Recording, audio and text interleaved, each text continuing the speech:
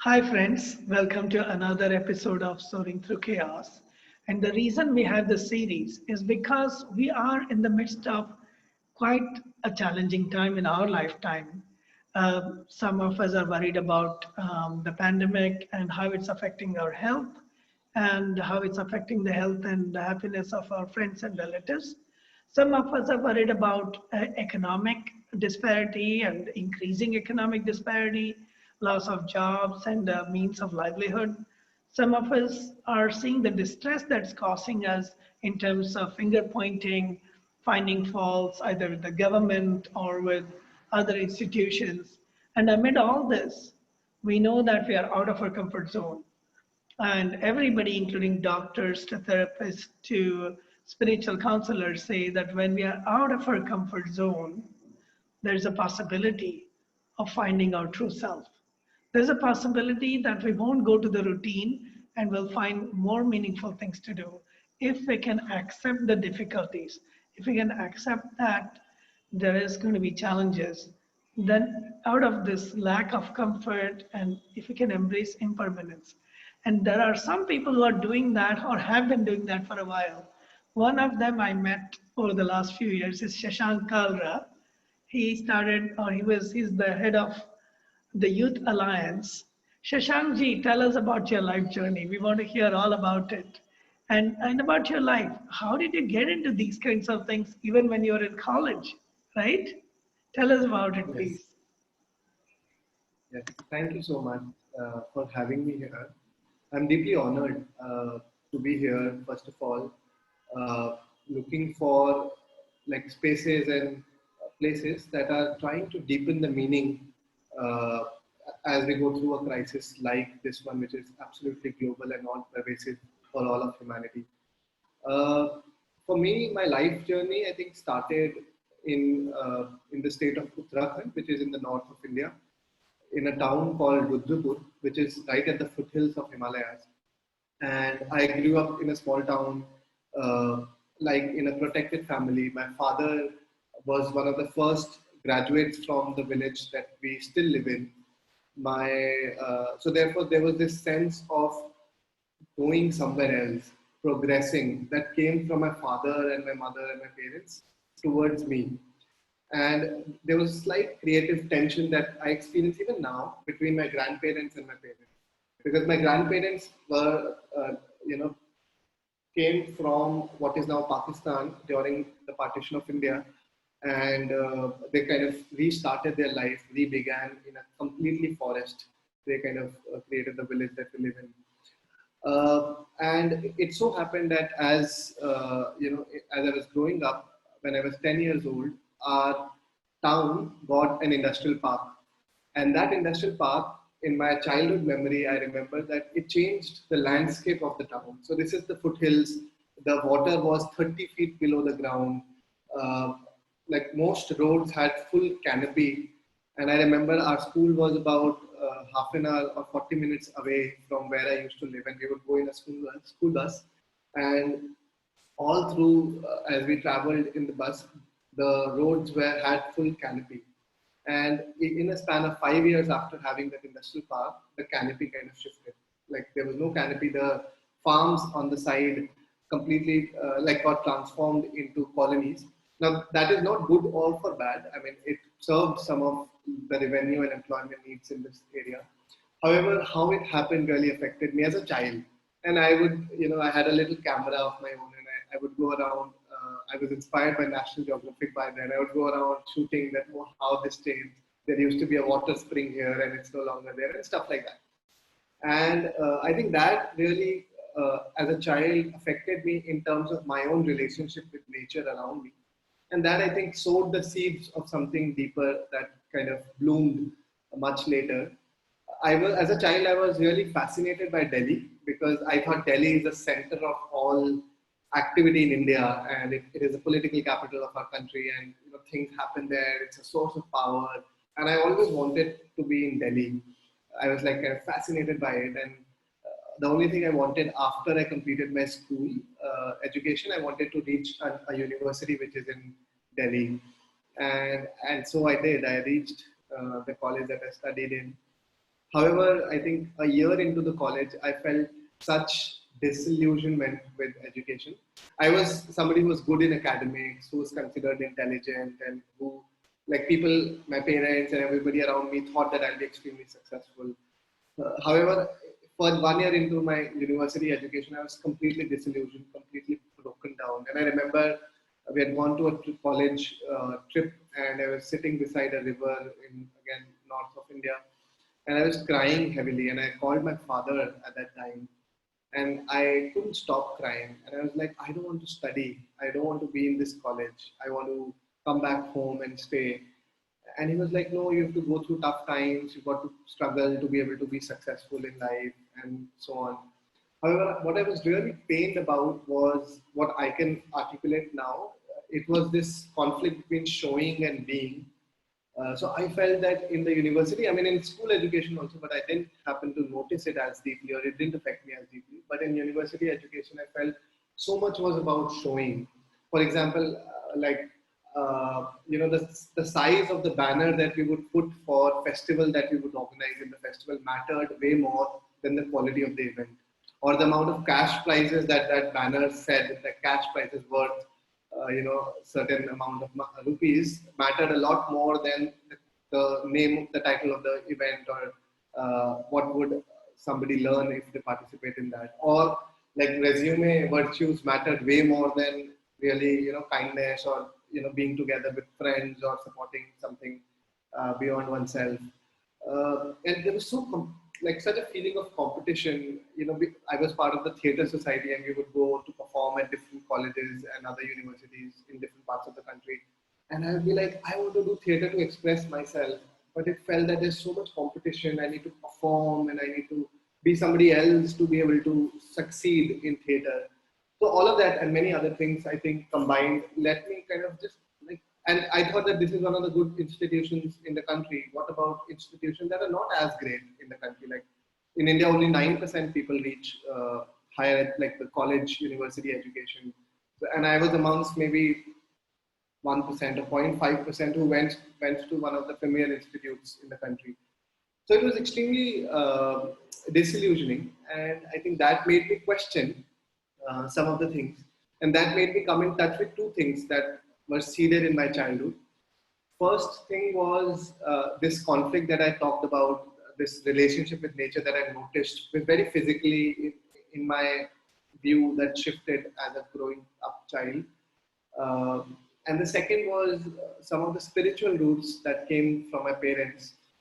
They were, since I was maybe 2 years old, my mother was associated with a satsang, we call it, like a spiritual community, which was based on Bhagavad Gita.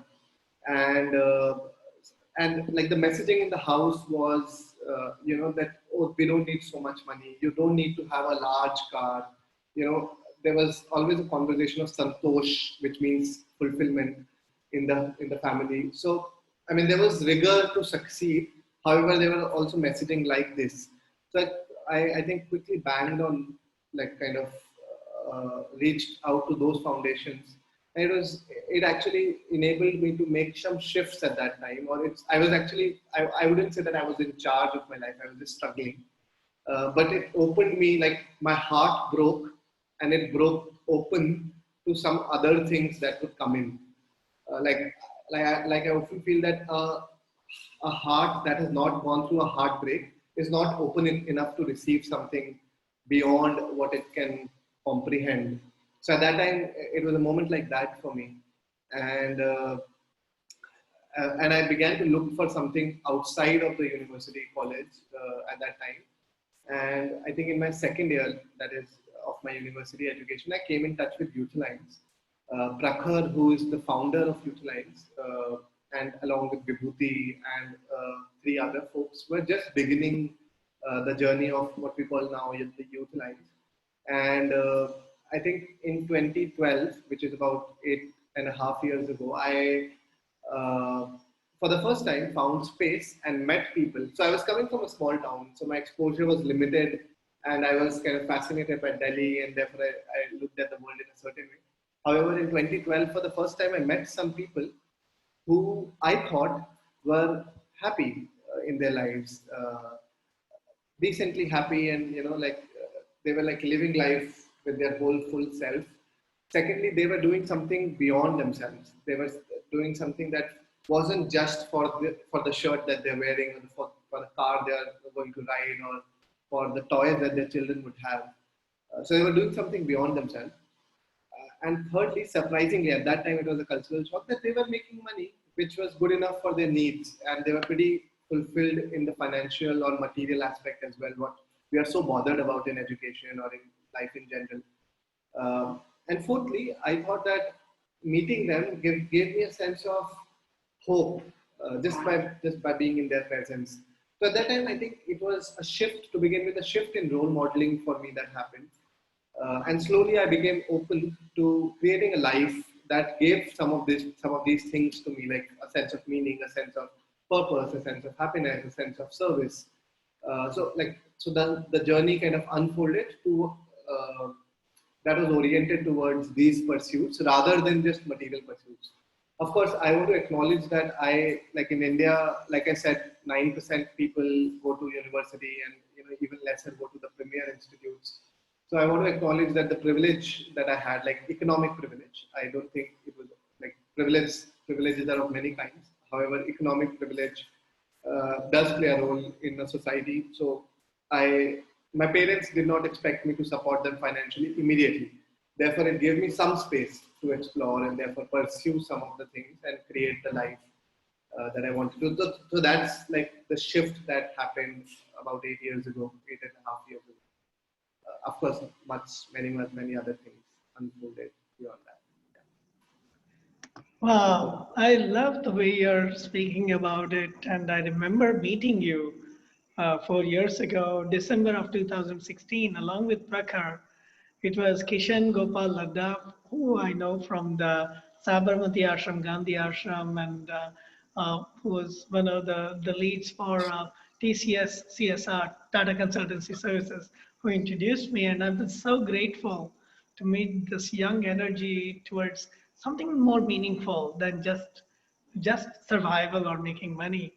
And I'm so grateful that you're continuing to do that with full zeal and full enthusiasm through this pandemic. Shashank, uh, when we met, it was a great time. December of 2016, things were flowing really well. Economy was doing well. There was a lot of enthusiasm, both in the financial markets as well as overall among the youth. Jagrati Yatra, so many yatras going on, Creativity Adda. Things are a little different now, especially with the pandemic. In what ways has your focus changed or has it changed? And in what ways are you able to empower people through these challenging times? Right. Um, so I feel that in the beginning of March, India began to feel, or we in India began to feel a little bit of uh, jitters or triggers around the pandemic. Before that, we were not taking it seriously. And as India announced lockdown on the 23rd of March, there was a whole paraphernalia of response led by the government, of course, and across, and not just in India, it was all over the world, a paraphernalia of response mechanism that was projected onto the situation that we were in. And one of the first things that we began to do at that time, and I mean, we were part of a network and a movement that was trying to do that, was to be able to sense make of what is happening before jumping into response. So that applies at the personal level. Like as an individual, of course, I'm going through a fear. I'm going through several things. I'm like it's connected to my lived experience. That applies to collectives, like my organization, my family, my network that I might be part of, and that also applies to systemic responses.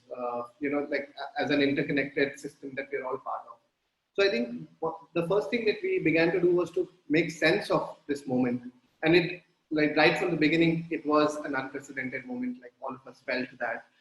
Never before we were in a crisis, which was perceived to be a crisis at the global scale. I mean, we have been in crisis like the climate change crisis and many other crises, economic crisis, etc., at the global scale, but they were not perceived by every individual with varying intensity. So this was the first.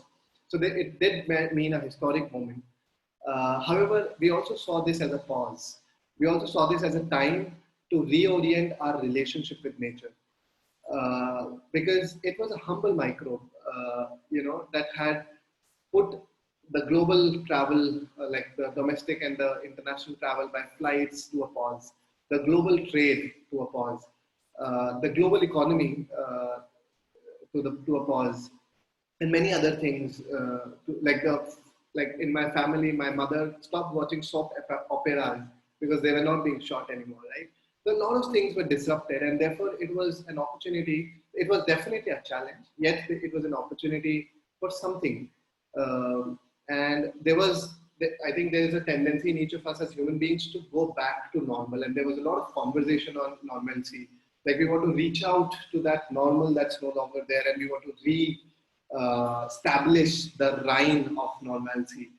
However, for some of us who have been, thinking about systems change, who have been really observing some of our systems and noticing the deeper undercurrents or like the assumptions that are underneath all our systems and institutions, this was an important moment to examine some of that. So, for example, I'll become a little more concrete.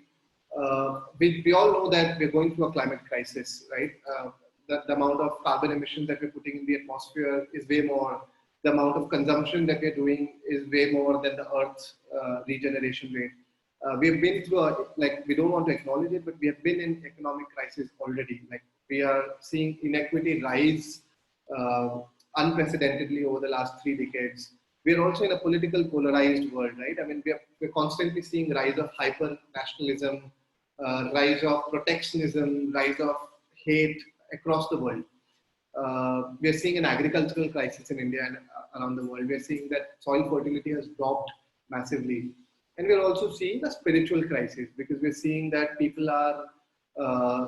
more people are committing suicides than people are dying of any kind of violence in the world. More people are going through depression than ever before in recorded history. So all these crises have been there always. So we ask the question that can this pandemic, this disruption be an opportunity to become aware of these systemic fault lines? Can this time be a time to contemplate some deeper undercurrents of our response mechanism? Somebody who's really, I have found a lot of hope in and has helped me process things at the systemic level is somebody called Charles Eisenstein. He wrote an article, I think, in the end of March 2020. It was titled The Coronation. And in that article, he beautifully examined that all our power and all our responses come from control and domination. We want to be able to reach out and control, impose ourselves onto nature as human beings. And we want to be able to dominate. So what we very quickly do to do that is to make an enemy. So we very quickly made that COVID-19 coronavirus the enemy, and we began, and in particular and in general, all microbes as our enemies, and began to eliminate them. Later, we saw that in India, China was made the enemy across the world as well, and other neighboring states. I mean, those kinds of tendencies. A certain community was made the enemy, that it is because of them that the virus is spreading, etc. However, just coming in the back to the microbes as enemies, I mean, the point is that we wouldn't be able to breathe if it were not to be microbes that are sitting on the nostrils. We wouldn't be able to digest our food if it was not to be the bacteria and microbes that are sitting inside our gut. I recently, in the pandemic only, I found out that the population of bacteria in our gut is more than the population of humans on the planet. And it is almost like the second brain. The second most neurons are present in the gut after brain. So it's like the second brain in the. And I also found out that psychologically, one of the cutting edge treatment for psychological illness is to do a transplant of bacteria in the gut, of the gut microbiome. If I may interrupt you there, the estimate of human DNA, like right now in my body, for every Shankar DNA, human DNA, there are 10 times, approximately 10 times the number of microbial DNA, fungus and microbes of all kinds. And that's true for you Right. as well. It's not like only I'm the one with that DNA.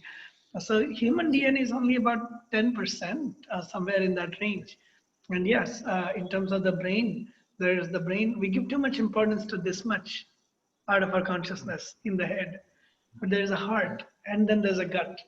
And the gut Right. has a huge amount of thought processes going on. When we are uncomfortable, we feel it in the gut. When we are Right. anxious and all that, and then when there's pain, we feel it in the heart. So sorry to interrupt you there, but you're right on track. You're absolutely on track, and this is even stronger in the youth, where the development of the heart and the development of the gut and the development of prefrontal cortex is all kind of happening. And we don't stop Right. growing until at least we are 22. There is a steady Right. development going on, and so it's so crucial to be able to give a sense of direction. And that's what I appreciate about your work, Shashank. Sorry for the interruption, and it's so important what you're talking about. Please continue. Thank you. Thank you for adding that. And it's reassuring to hear our elders tell us that you're in the right path. Thank you for that. So yeah, so I think so. It began with that, and could we see a reorient? Can we take this time to reorient our relationship with nature or microbes? Was the question. And very quickly there was a war narrative around the world, right? I mean, we had metaphors from war like thermometer guns that were to be pointed at your forehead to take your temperature, quarantine, lockdown. All these were metaphors from the war. And not that I'm not absolutely saying that it wasn't an unprecedented situation and it didn't need an emergency response. It did, but emergency comes from the word. The word emergency and emergence are connected. They come from the same root. So what is emerging that we are noticing? That's emergency. However, without like wanting to see what's emerging in the world, we were quickly in our emergency response of trying to kind of reestablish normalcy. So that was the first thing. And in the beginning, in the first month, like in early April, we launched a campaign with many young people around the country, which we called it Hope Through the Cracks. So what is the hope that's coming through the cracks that we're seeing around the world? And one of the first things we did in that was a series of webinars and some local projects around growing your own food. The idea was simple, that there's a war happening against all microbes with sanitizers and many other things. And there's a sense of like further isolation. So the germ theory tells us that if you got to deal with an illness, you need to isolate it and it will die. Like that's the hope. However, other healing methods and in many other cultures other than the modern medicine, the approach is that there are some bad bacteria or there's a virus that's there. Can we let our good bacteria, which is 99% of bacteria are good for us, the other good bacteria, can we enable them to grow further so that they can rebalance whatever the imbalance that has been created because of a virus or any other infection that can rebalance. So in India, we had culture of using the urine of cow in the houses. So I found out that it was rich in microbes, microbial life, and like sprinkling it in the house enabled it to go further. In India, we would have plasters made of like mud and cow dung and several other things like that. So the regular plastering of the walls would reorient the bacterial balance. Similarly, I've not been using any cosmetics for many years now. I use what we call in India multani mitti, which is like the soil from the pond on the skin, and it is to reorient the relationship, reorient and rebalance the bacterial balance on the skin. Similarly, we use curd on the hair, so again, which is very good, rich in lactobacteria. So the point being that so this was this. So while there is a war against microbes, can we create a space where we could reorient our relationship with microbes or heal our relationship? So we said that a good thing to do is to grow our own food. This is a very direct relationship with nature. Secondly, also because what we eat impacts our gut and therefore our ability to make sense of the world. So if we reclaim some of our food from the big corporations, from the McDonald's and Domino's and other big corporations of the world, if we reclaim some part of our food, like grow 1 or 2 microgreens and use that in our food, or grow some vegetables, it is a beginning of reorienting our relationship. So that's we did, and we were pretty surprised actually. We were surprised to have a response that we never expected. I mean, of course, the world was going online, etc. However, we saw that, like me included, I felt that, oh, there's like such a joy in gardening, and so many of our friends like began to do balcony gardening or a little backyard gardening, and it was beautiful to hear stories about that. And for the first time, some of the people seeing a plant germinate and grow into like fruits and flowers. So yeah, so that was the beginning, and then we began to do some other things. Spoke to the cracks, went further. Uh, the other thing is that in India, with the lockdown, because there's such economic inequity, uh, the people, like the kind of impact that people went through, really dependent on where they are in the economic pyramid. Uh, However, I mean, there's a caveat to that, but I'll go further with the dominant narrative and then go into some subtleties. So if you, like a lot of livelihoods were disrupted, a lot of, people who were living in the metros, migrant workers or guest workers, they decided to go back home, which was also important because food is the main important factor, essentials. So a lot of them began their journey home, some of them walking for several thousand kilometers to reach back to their villages. And in the village also, the life was not much better because, we have long forgotten farming for subsistence. Soils are not mostly fertile, or water is not available, and other things like that. So in fact, it's like within our Youth Alliance community, we kind of tried and supported many people who were supporting people on the ground to get access to food, or get access to some kind of local livelihoods, or get access to medicines, or some of the local like immunity boosting stuff. So that's, I think, some of that was also a lot of support. However, I want to slow down a little bit on that and just share one thing there, that when the whole metropolitan worker crisis unfolded in India, migrant worker crisis, it became very clear that the metropolitan cities don't care for the workers who have built them. Like people didn't want housemaids, of course. Why would they need? Uh, the gated colonies were screening maids who would come to serve in houses much more than other visitors in the gated colonies. Uh, the construction stopped. There was no the employers didn't care to provide for food for the workers that run their factories. Government wasn't able to respond. Like lockdown was imposed, however, not enough mechanisms were put in place to support ration and other needs of the workers in the beginning in April. So it became very clear that the metropolitan cities don't really care for the workers, and therefore they started their journey home. However, the dominant narrative was again seen from like a certain class. For example, let me rephrase it a bit. Uh, what were the skills that were needed in these times? The skill to grow your own food, to be able to make your own house, were the most important skills, more than marketing, more than sitting on a laptop, more than like doing something like something else which serves our luxurious needs. It was these basic needs that were important. Who have these skills in India or in other parts of the world? It is the rural population. It is these workers who are serving in the metros. However, the narrative wasn't on this. The narrative was that, oh, these guys are losing their jobs and therefore they need to be given back. Then, like, there was no guideline by the government to say that, okay, can the next cropping season be focused on food crops and not cash crops? Can it not be focused on cotton and sugarcane and others? Can it be focused on, let's say, wheat, rice, and millets that will serve the food needs, the hunger needs of the population? And I mean, there's a lot of work happening on that also in many connected communities that all of us are part of. I don't want to blame the government. They're coming from a certain perspective and they're representing a certain way of seeing the world. However, I'm just bringing out some of these fault lines. So, I'll give you a couple of more illustrative examples. So, when the lockdown was eased for the first time in the country, food deliveries by the chains were allowed in all the cities. Drivers were allowed to go across borders without any kind of screening process or any of that. So these exceptions were made to provide for essentials. Now, who is it for that essentials are provided?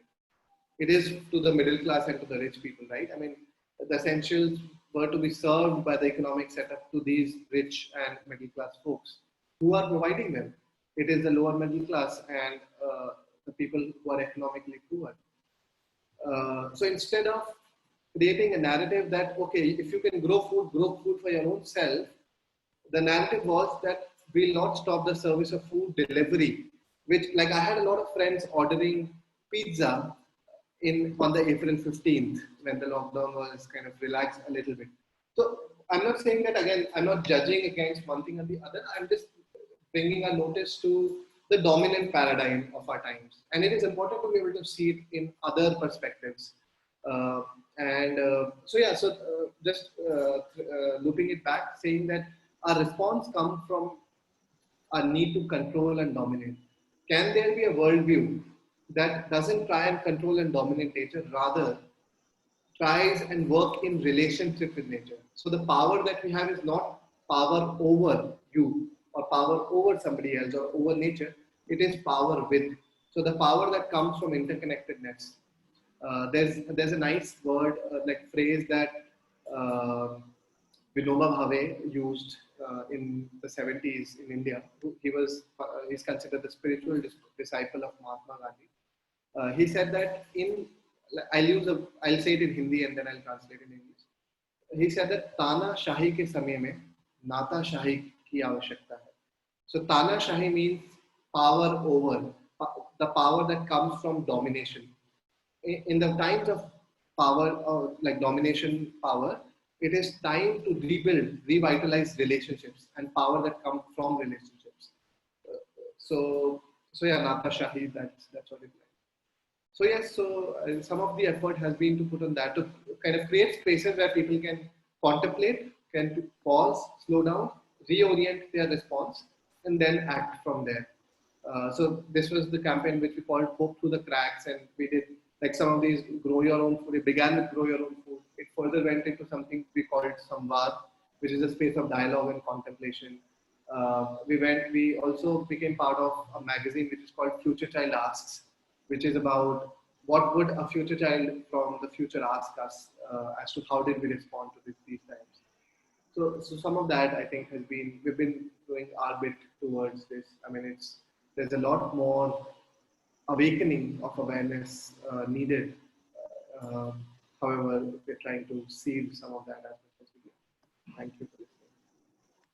Well, thank you, Shashank, for giving us a perspective on how I think in the case of Youth Alliance and your work, it got more focused with more clarity. Do you have anything that you can show, maybe a short video clip about what Youth Alliance is about that'll give us a feel for, what really happens at Youth Alliance? Would you be able to show us something? I'll be able to. A little context is this film is called What Makes Us Human. So that's been one of the main questions that we're seeking at Youth Alliance. So where does our humanness come from? So I'll just play the film.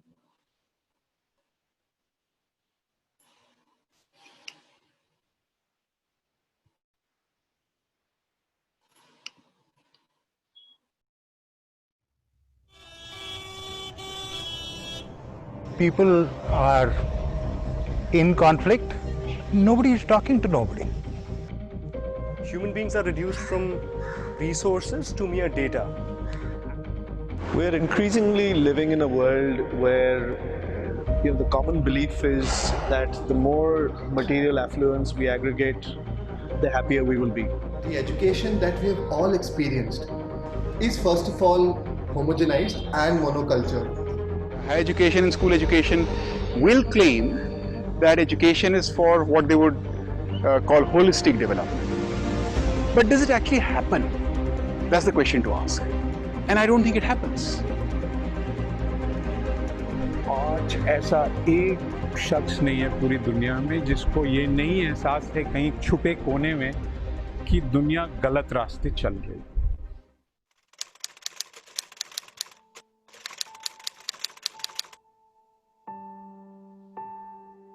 What is that one thing which makes you fulfilled as a human being? The sense of empathy, I guess it makes me human. I really feel fulfilled when I'm able to serve anyone. I'm able to do something for anyone without any expectations. I think it's a sense of community, just how people are there for each other in the most genuine way possible.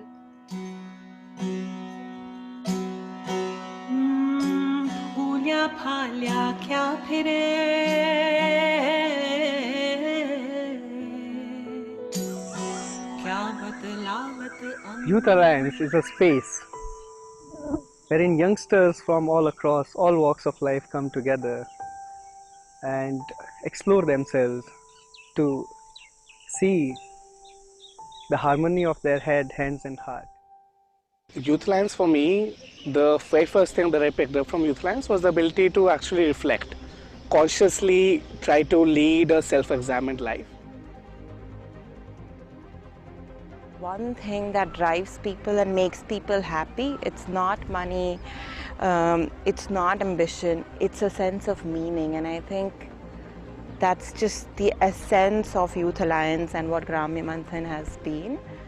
But where is that community which is helping young people develop on all those aspects, not just epistemic aspects, right?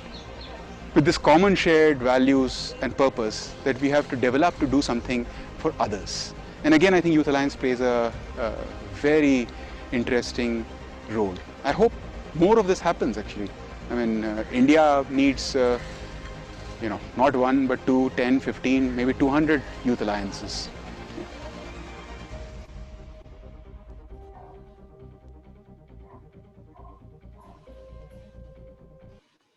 Thank you for watching.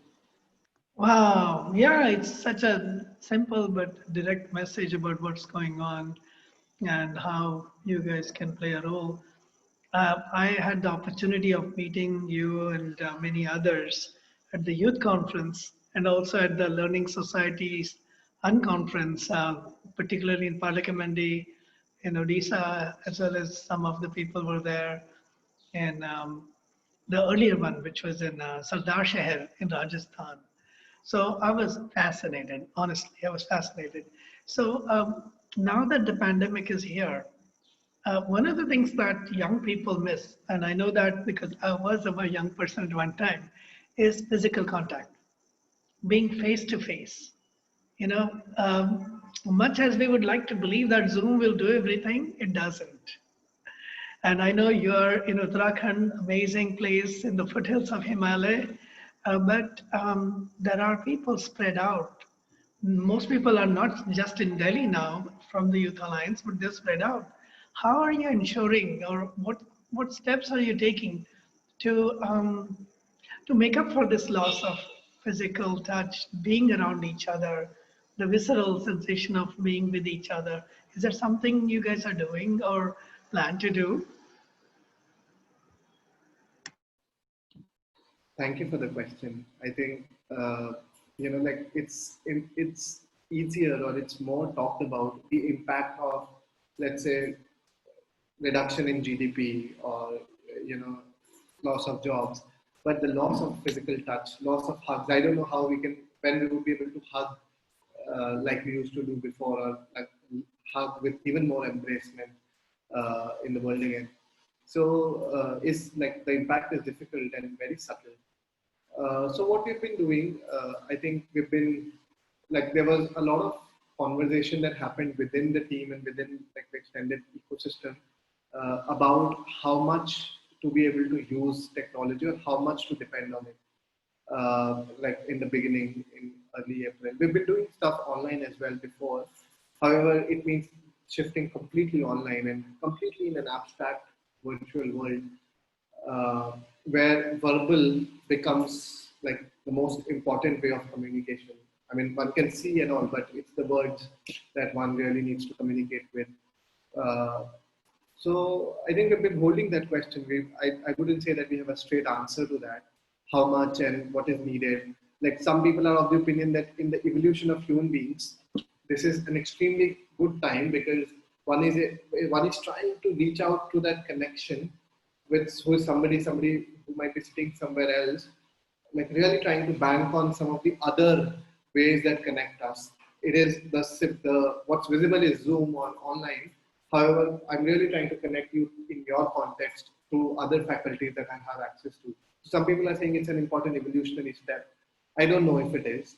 I'm also seeing a lot of misuse of that, or a lot of indulgence in that. I'm seeing like how like one of the theories, conspiracy theory, says that 5G was being tested earlier this year or last year, and it impacted some of the electromagnetic field of the planet, and therefore electromagnetic field of our system, like our human system, and therefore it made us prone to viruses like coronavirus. I don't know if that's true. However, we would have 5G soon rolling out in the world. So what my sense is that how do we kind of make up or de-orient our physical contact or our need to be in physical affinity of each other. So to begin with, what you're trying to do is that can we come together in online gatherings in a way that we make sense of this time, not just from the dominant paradigm, but from other ways. So one of the things, like I'll give some examples. Right in the beginning, what I saw in my parents' spiritual community was that they would come every day without fail at a certain time, early morning, and they would just chant what we call Gayatri month, which is an important month in India. So they would just chant for 101 times every day at say 11 or 10:45 or something like that. And on like they'll be connected online or on phone, and like say 100 people are doing that across the country. Now, does it have impact? It does create some vibrations, I believe. So like that was something that I noticed earlier on. So what we began to do was like in terms of I was reflecting on how do I communicate, and one of the things I found out was there's such an access to what we call the inner net, like other than the internet. I began to explore dreams a little bit, that how like dreams, like what it says is that there's a physical body and there's a subtle body. When we are awake, in a waking state, the subtle body is pretty much where the physical body is. It can travel, but it's pretty much there. But when we are sleeping, when we are in dreams, the subtle body is free. It can move anywhere. And it has real implications. It's not just like some hallucination. It has real implications that my subtle body can connect with your subtle body, and it may lead to some things. And dreams are born out of that. So I began to explore some of that, and I really I saw the power of intentions in my own experience, lived experience, and also power of being able to connect with somebody without internet, without having to speak words or having to call. And these were faculties that have always been available to us. I mean, we were like just a couple of 100 years before, we were pretty much in a local, like kind of locked in our local environments. We were not connecting across the globe.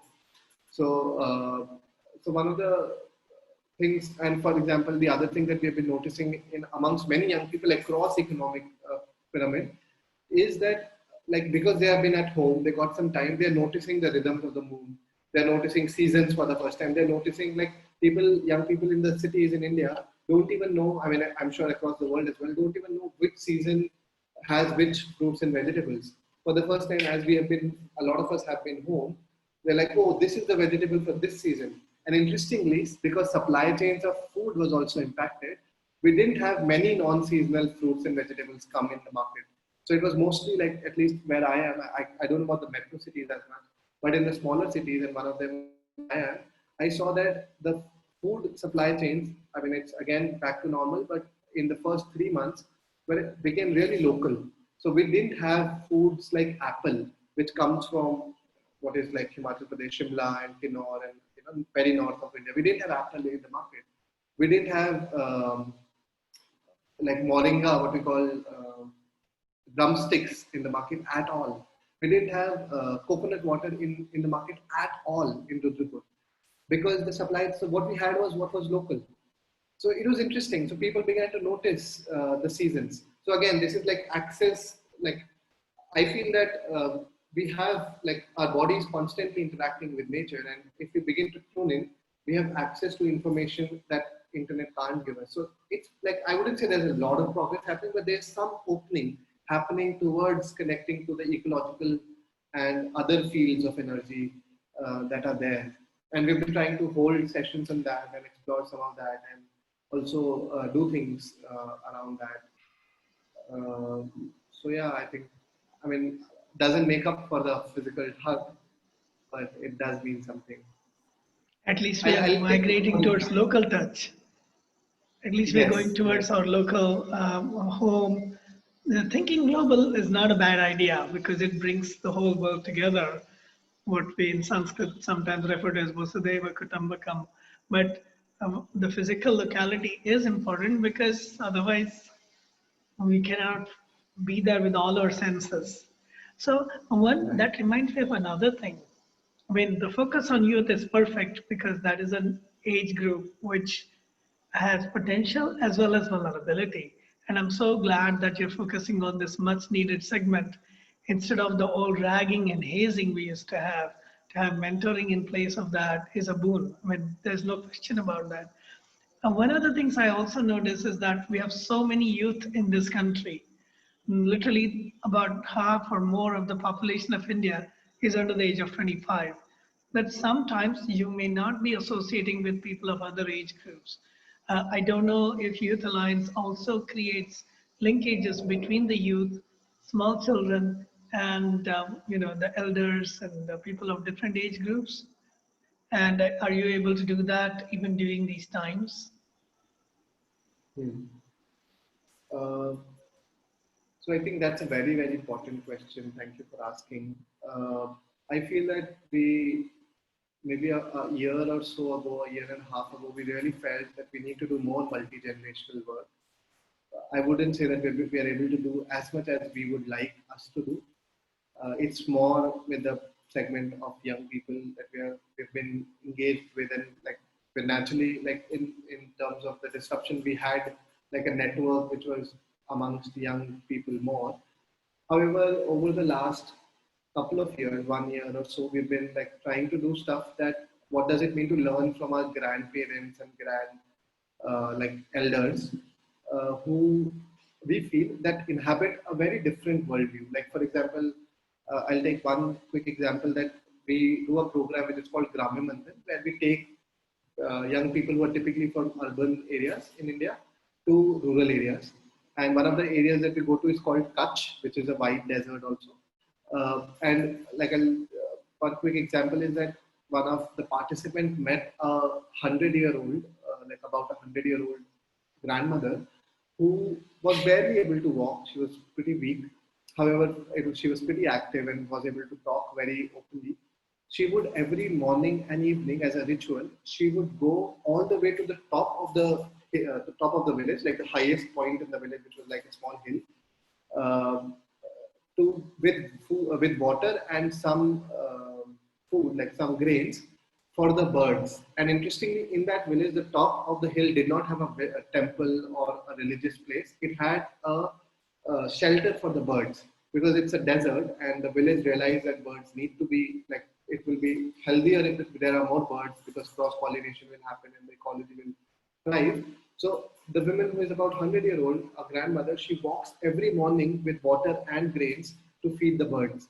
And this participant, who's a young person from one of the metros in India, she asks her that, Dadima, why are you going every day? Like, you're so weak, you can tell us, you can tell your children to do that. And she says, in Hindi, she says, Punya milega. So, which loosely translates to that I don't know, what would be, like I'll be in good deeds, loose translation. So it's like, oh, she's just doing this, she's taking so much effort for just good deeds. What does that mean? But that's because that's coming from a completely different worldview, like doing something for the birds, which is other beings. while we are in a worldview, in a modern worldview where we think for ourselves, where every action is done with a calculation of what I'll get back of that, like as in terms of material gain. So like a space to create space for different ideologies and learning from grandparents and being with children as well, I think is such an important work. I wouldn't say we've been able to do it enough, but we're trying. We want to do that more. And let's see, as you know, we get more opportunities, we really want to be able to do that. Thank you. So Shashank, I mean, it's all great that things are changing. I've seen the shifts in among young people. When I got a chance, when I was there at the Youth Alliance, the Youth 2069 Youth Conference, I met with and heard the stories of people. How has it changed your life in recent times? In what ways has this changed you as an individual and maybe your relationship to your family and things like that? Yes.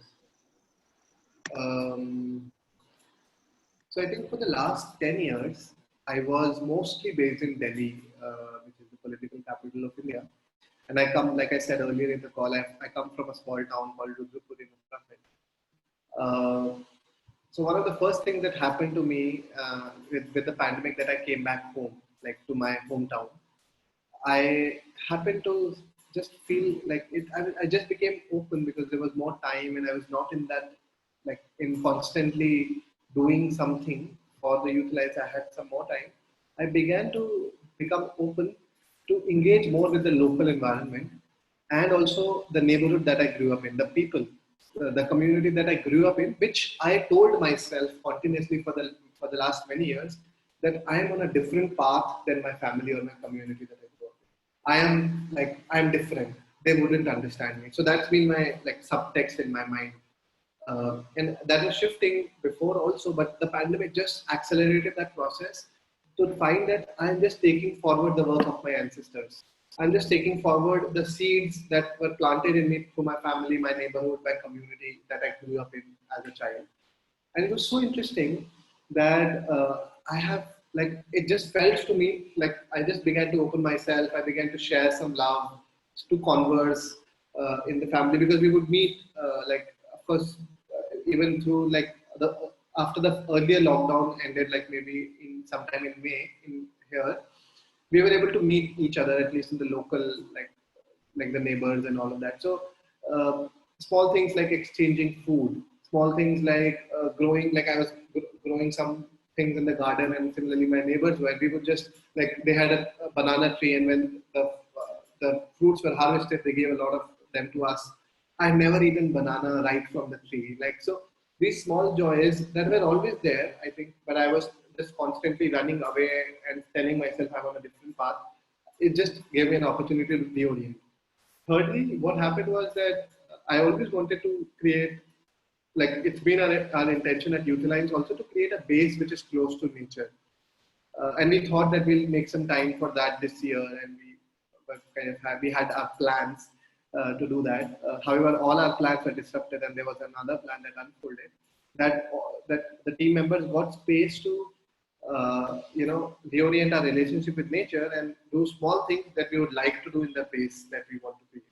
So, like gardening, and like for the first time, like I've been a practitioner of hatha yoga, like yoga for a while, but I wouldn't say that I was able to do it very regularly with discipline. I joined a class and I was trying to. However, in the pandemic, like my routine has never been, like, of yoga has never been better, like, because of the pandemic. So, like, a little bit of reorienting of my relationship with body as well happened. And lastly, I think, like with family, what I felt is that, like, suddenly the entire infrastructure of family, my own family, my extended family, which is the oldest institution of humanity, perhaps family, is available to me. I don't need to run away from it. I mean, I have my, like, conflicts and, imperfections, my own imperfections, and those that come in conflict with my family, like with my parents and others. However, I began to accept myself and I began to accept them. And, like, I did notice that there is such a possibility of just engaging in the family network and the ripples go with such intensity because there are relationships that are there. Like there's a web of relationships that's already been there. And interestingly, at Youth Alliance, we were trying to lay out that infrastructure, like create that web of relationship that people can connect with each other.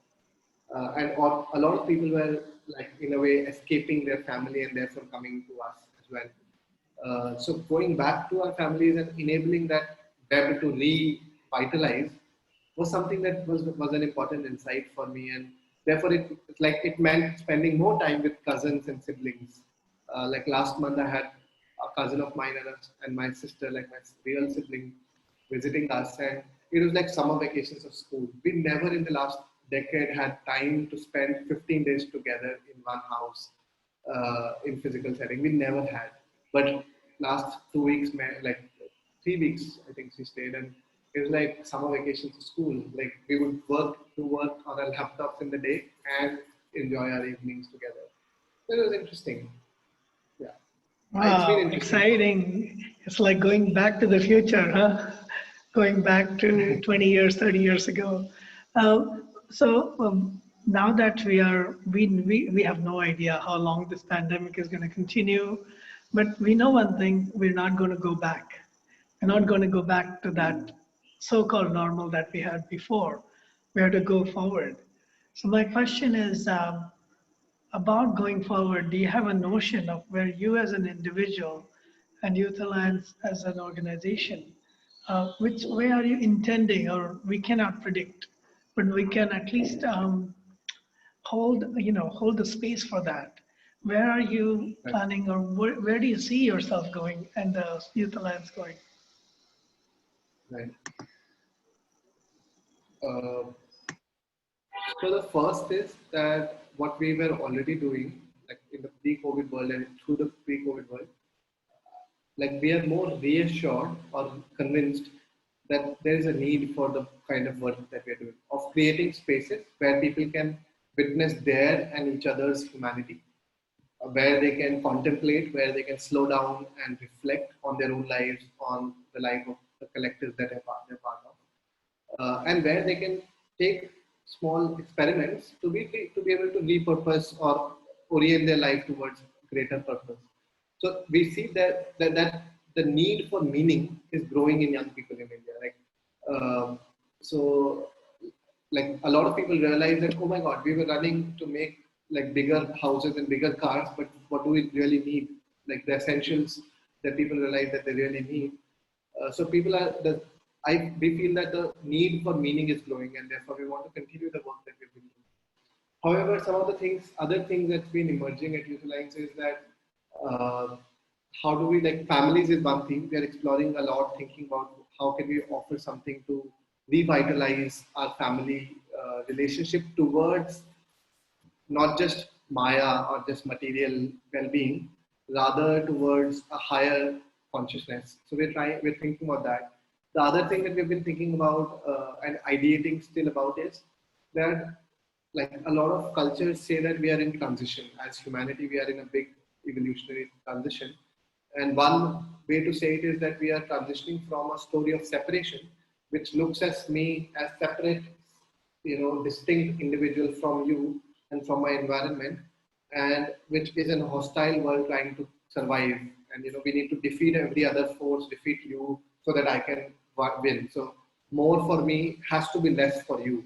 Only then I will succeed. Like that's the kind of story that we have, which all our disciplines, all our institutions are based on.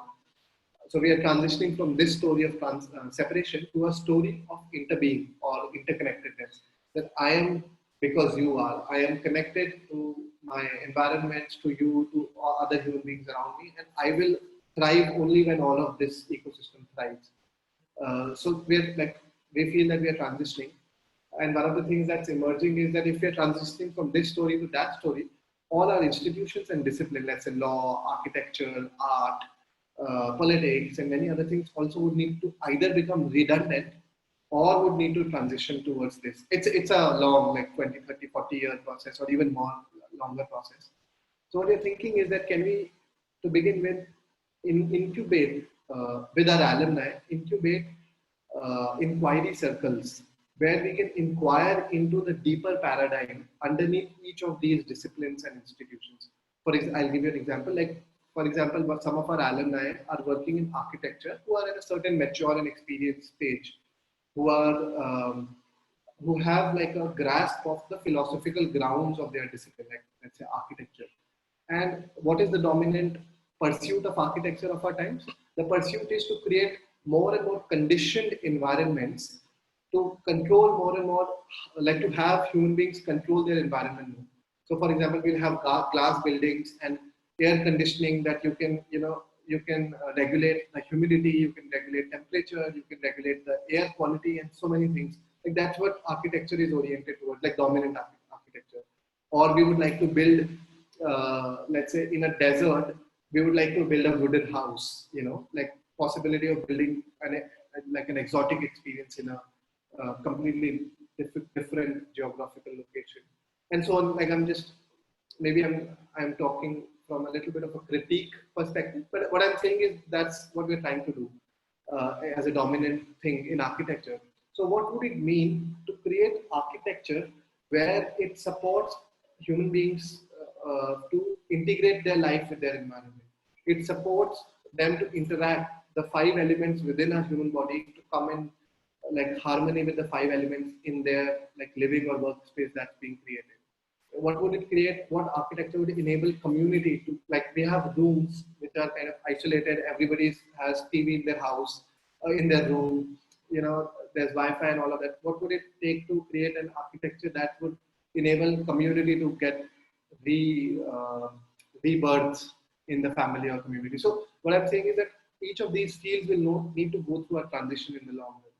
So can we create an inquiry circle to have our alumni who are working in architecture field and other fields to really notice some of the deeper underpinnings of each of their discipline, and from the roots of interconnectedness, what kind of practices they would need to do in their daily life and in their work life to be able to disrupt as a step-by-step towards an interbeing, towards interconnectedness.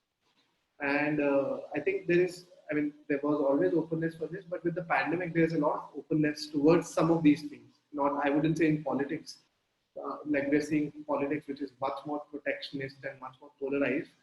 However, in several other fields, like even in law, some of that is rising. Even in fields like psychology, there's a lot of work happening. Fields like new sciences, there's a lot of work happening. So a lot of our alumni work in some of these fields. So the hope is to incubate some of these inquiry circles to begin with. And that's one project that's being thought about. There are some other things emerging. Wow, I'm so grateful that you're actually building that network with alumni. I'm very much online in touch with Prakhar Bhartiya, who's been, I think, studying at Harvard and doing interesting things from abroad right now. I don't know if has he come back to India yet? I know he was. Oh, he has. I should get back in touch with him. I go back and forth too.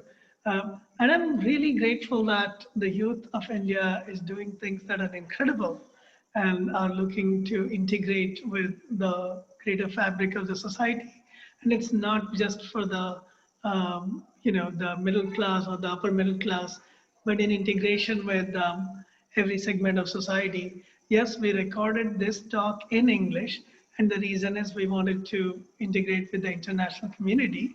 But maybe we should do it in Hindi next time, because again, at different levels, regionally in Kumaoni, if you are in Kumaon, and I love the foothills, and I was very fortunate on the last day of our 10-day trip to Peuda and Almoda, we were able to see the Kanchenjunga. It was like a vision of the Himalayas, and it was totally amazing. So with that, again, we will provide all the links to Shashank and to the Youth Alliance and any other things that are relevant. You mentioned something about the program in Kutch with the Gram Manthan, was it? Yeah, so please provide all those links. And if people have questions, you can directly go and talk to Shashank, or if you have questions for me, you can directly approach me. We want to continue this dialogue. It's not a one-way at all. So please come forward and talk to us. We want to hear your stories. We want to hear what makes you come alive, even during these difficult times. Because if we are alive during these difficult times, the rest of it will be just fun. So let's do that. And thanks again, Shashank. Thank you for being there for everybody and for yourself as well. Stay in touch. Thank you so much for this